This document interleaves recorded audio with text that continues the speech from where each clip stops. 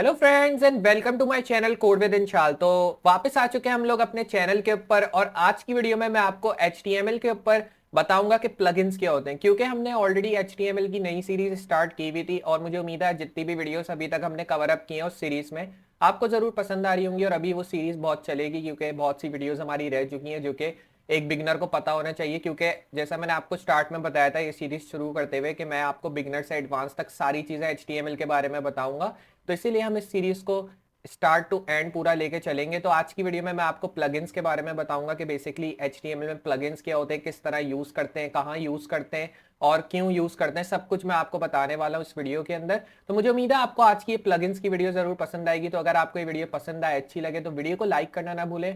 Channel पे नए तो चैनल को सब्सक्राइब कर दें और साथ ही साथ नोटिफिकेशन बेल ऑन करना ना भूलें ताकि कोई भी वीडियो मैं इस चैनल पे अपलोड करूं फ्यूचर के अंदर उसका नोटिफिकेशन पहले आपको मिले। वीडियो को लाजमी शेयर कर दें ताकि और भी लोग सीख सके कि HTML के थ्रू हम क्या क्या चीजें क्रिएट कर सकते हैं। तो वेट किस बात का, चलते हैं कंप्यूटर स्क्रीन के ऊपर एंड लेट्स गेट स्टार्टेड। तो आ चुके हैं हम लोग कंप्यूटर स्क्रीन के ऊपर। जैसा मैंने आपको स्टार्ट में बताया कि आज की वीडियो में मैं आपको HTML में प्लगइन्स के बारे में बताने वाला हूं। तो आज हम देखेंगे कि किन किन टाइप के प्लगइन्स हम HTML में यूज़ करते हैं, क्यों यूज़ करते हैं और किस तरह यूज़ करते हैं। तो अगर हम प्लगइन्स के बारे में थोड़ा पढ़ें तो इसमें लिखा है plugins are computer program that extend the standard functionality of the browser. अगर मैं सिंपल वर्ड्स में आपको बताऊं तो ये बता रहा है कि प्लगइन्स एक कंप्यूटर प्रोग्राम होते हैं जिनके थ्रू आप standard functionality of the browser को एक्सटेंड कर सकते हैं।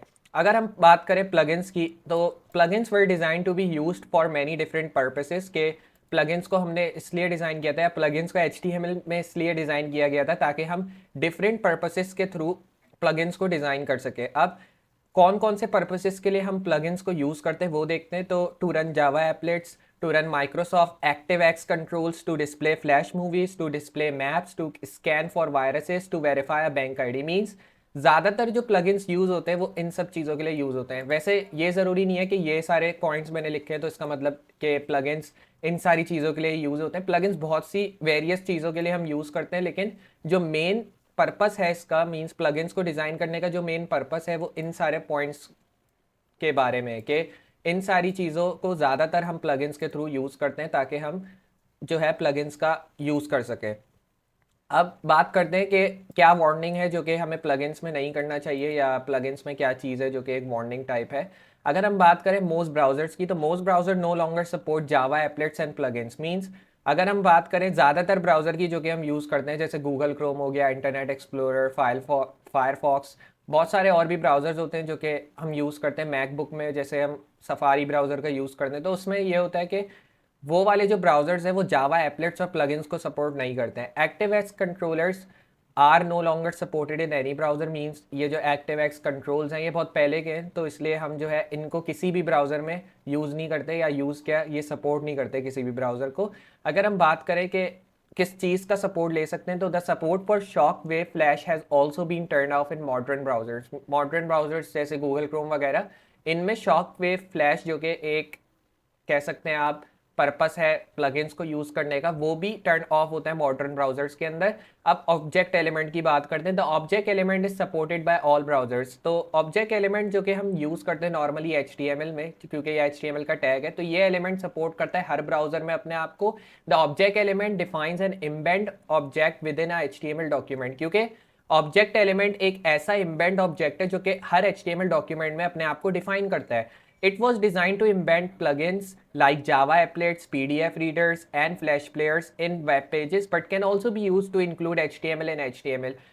अगर हम स्मॉल वर्ड्स में इस ऑब्जेक्ट एलिमेंट की बात करें तो इसको हमने इसलिए डिज़ाइन किया था कि हम इसके साथ प्लगइन्स को एम्बेड कर सकें, जैसे जावा एप्लेट्स, PDF रीडर्स और फ्लैश प्लेयर्स जो कि वेब पेजेस में नॉर्मली यूज़ होते हैं।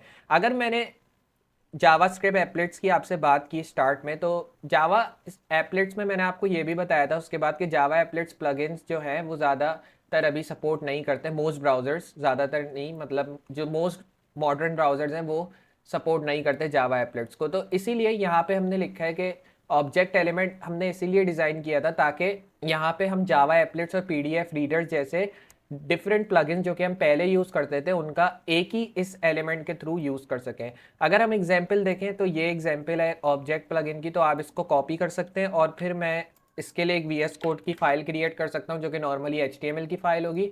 तो मैं यहाँ पे न्यू फाइल पे जा सकता हूँ और यहाँ मैं लिख सकता हूँ इंडेक्स।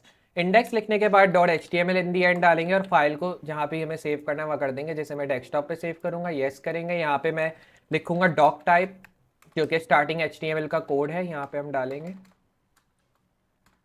टैब दबा देंगे, फिर HTML आके आप इस तरह टैब दबाएं, हेड, फिर टाइटल आएगा, टाइटल में आप टाइटल लिख दें जो भी आपको लिखना है। तो मैं टाइटल में लिख दूंगा HTML प्लगइन्स करके एक टाइटल। इधर प्लगइन्स हमेशा डैश करके लिखते हैं हम HTML के साथ, तो अगर आप इसको इस तरह लिखना चाहते हैं तो लिख सकते हैं। नीचे आएंगे और फिर मैं यहाँ पे पेस्ट करूँगा वो ऑब्जेक्ट का एलिमेंट जो कि हमने कॉपी किया था, जो कि एक प्लगइन है। तो मैं इसको यहाँ से करूँगा सेव, और इसको सेव करने के बाद मैं सिंपली आ जाऊँगा डेस्कटॉप में, और डेस्कटॉप में मैं इस फाइल को ओपन करूँगा index.html।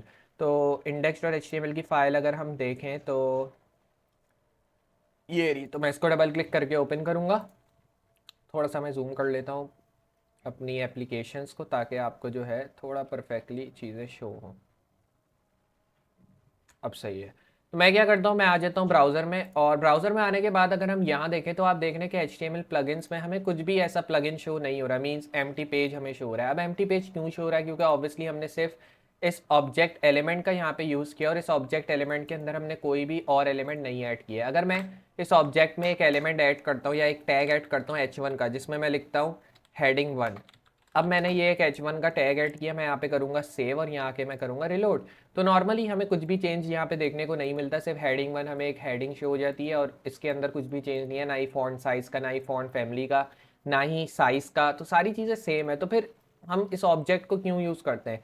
तो सिंपली ये इंडेंट हम इसलिए करते हैं ताकि हम डिफरेंट प्लगइन्स को यूज़ कर सकें। अगर हमें snip.html की एक प्लगइन है, इसको यूज़ करना है, तो उसके लिए मैं क्या करूँगा, मैं इस ऑब्जेक्ट एलिमेंट का वहाँ पे यूज़ करूँगा। अब अगर मुझे इस snip.html के इस एक्सटेंशन या इस प्लगइन को यूज़ करना है, तो उसके लिए ऑब्वियसली मैं इस फाइल का डेटा ऐड करूँगा, और डेटा ऐड करने के लिए मैं एक डेटा टैग बनाऊँगा। तो इसलिए मैंने इस डेटा टैग के अंदर snip.html ऐड किया, क्योंकि ये एक प्लगइन है जो कि हम HTML के साथ यूज़ करते हैं। मैं आ जाता हूँ अपनी वर्ड फाइल में वापस, और वर्ड फाइल में आने के बाद अगर आपको एक इमेज शो करानी है नॉर्मली, तो उसके लिए भी मैं इसको कॉपी कर सकता हूँ, और फिर मैं आ जाता हूँ VS कोड में वापस, और फिर मैं इसको यहाँ पे कर दूंगा ऑब्जेक्ट के नीचे पेस्ट, एक और ऑब्जेक्ट टैग यहाँ पे करूंगा मैं सेव। और अगर मैं यहाँ पे आके रिलोड करता हूँ तो यहाँ पे आप देख रहे हैं कि ऑडी की हमें इमेज शो हो गई, क्योंकि मैंने यहाँ पे क्या लिखा है, ऑब्जेक्ट डेटा ऑडी.jpg। अब ऑडी.jpg की इमेज हमें क्यों शो हुई? क्योंकि ऑब्वियसली मैंने इधर कोई भी ऐसी चीज़ नहीं डाली है, जैसे मैंने कोई भी URL फाइल का नहीं डाला, मैंने कोई भी ऐसी फाइल के नाम से कोई भी फाइल सेव नहीं की हुई है किसी भी लोकेशन में, चाहे डेस्कटॉप, ई ड्राइव या कहीं भी।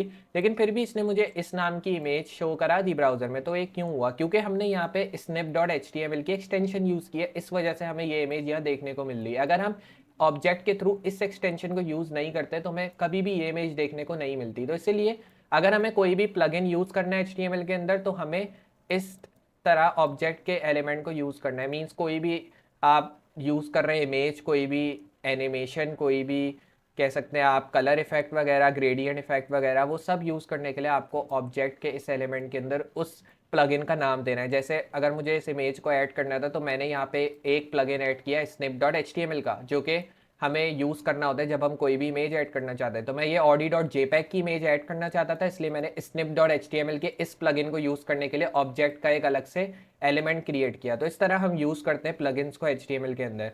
तो मैं आ जाता हूँ फिर से अपनी फाइल के अंदर, और अगर हम यहाँ पे देखें तो इसमें लिखा हुआ है कि note that embed element does not have a closing tag, it cannot contain alternative text। इसका मतलब सिंपली ये है कि अगर आप इम्बेंड के किसी भी टैग को यूज़ करते हैं तो उसके अंदर कभी भी आपको क्लोजिंग टैग नहीं मिलता, या क्लोजिंग टैग बनाने की ज़रूरत नहीं होती, क्योंकि उसके अंदर कोई भी ऑल्टरनेटिव टेक्स्ट नहीं होता। Embed element can also be use to include HTML in HTML। Means अगर आपको HTML फाइल के अंदर एक HTML फाइल और ऐड करनी है तो उसके लिए भी आप इम्बेंट की इस एलिमेंट को यूज़ कर सकते हैं। तो ये कुछ चीज़ें थी जो कि मैं आपको बताना चाह रहा था। और अगर हमें याद रखना है कि बेसिकली प्लगइन्स क्या होते हैं, तो प्लगइन्स को यूज़ करने के लिए हमें दो एलिमेंट्स का यूज़ करना लाजमी है, एक ऑब्जेक्ट और एक इम्बेड। अगर मैं पहले नंबर पे बात करूँ कौन सा एलिमेंट हमें यूज़ करना चाहिए, तो वो होगा ऑब्जेक्ट, क्योंकि ऑब्जेक्ट एलिमेंट के अंदर हम वो सारे प्लगइन्स ऐड करते हैं जो कि हमें HTML में यूज़ करने होते हैं। वहीं पे अगर इम्बेड की बात करें तो इम्बेड हम इसलिए यूज़ करते हैं ताकि अगर हमें कोई भी इमेज वगैरह का URL ऐड करना है जो कि हमने उस प्लगइन में ऐड की हुई है या उस प्लगइन में ऐड हुई हुई है, तो उसके लिए हम एम्बेड का यूज़ करके उस इमेज का यूआरएल या उस एनिमेशन का यूआरएल ऐड करेंगे ताकि हमें वो एनिमेशन या वो इमेज हमारे ब्राउजर में डिस्प्ले हो। तो सिंपल ये काम है। तो मुझे उम्मीद है आपको आज की वीडियो में प्लगइन्स के बारे में समझ में आया होगा कि बेसिकली प्लगइन्स को क्यों यूज़ करते हैं, किस तरह यूज़ करते हैं और कहाँ कहाँ यूज़ करते हैं। अगर मैं बात करूँ प्लगइन्स की, तो बहुत सारे तरीके के प्लगइन्स आपको देखने को मिलते हैं HTML के अंदर, लेकिन ये जो दो मैंने आपको एलिमेंट्स बताए जो कि हम HTML में यूज़ करते हैं, एक ऑब्जेक्ट और एक एम्बेड, ये दो मेन प्लगइन्स है जो कि HTML में एक बिगनर को पता होना चाहिए, इसलिए मैंने आपको बिगनर के हिसाब से ऐसे दो प्लगइन्स बता दिए जो कि मेरे ख्याल में आपको पता होने चाहिए। वैसे और भी प्लगइन्स हैं, लेकिन सारे प्लगइन्स के बारे में हम एक ही वीडियो में नहीं जान सकते। अगर आपको और प्लगइन्स के बारे में जानना है तो आप मुझे कमेंट सेक्शन में बता सकते हैं, तो मैं और भी प्लगइन्स के बारे में बताऊंगा आपको आगे आने वाली वीडियोस के अंदर। लेकिन मुझे उम्मीद है आपको आज की ये वीडियो पसंद आई होगी जिसमें मैंने आपको HTML प्लगइन्स के बारे में सारी चीज़ें क्लियर कर दी। तो अगर आपको ये वीडियो पसंद आए, अच्छी लगे, तो वीडियो को लाइक करना ना भूलें। चैनल पे नए तो चैनल को सब्सक्राइब कर दें और साथ ही साथ नोटिफिकेशन बेल भी ऑन कर दें ताकि इस तरह की कोई भी वीडियो मैं अपलोड करूं फ्यूचर के अंदर उसका नोटिफिकेशन पहले आपको मिले। तो मैं मिलता हूं अगली वीडियो में इसी तरह की अमेजिंग और हेल्पफुल चीज़ों के साथ। तब तक के लिए गुड बाय।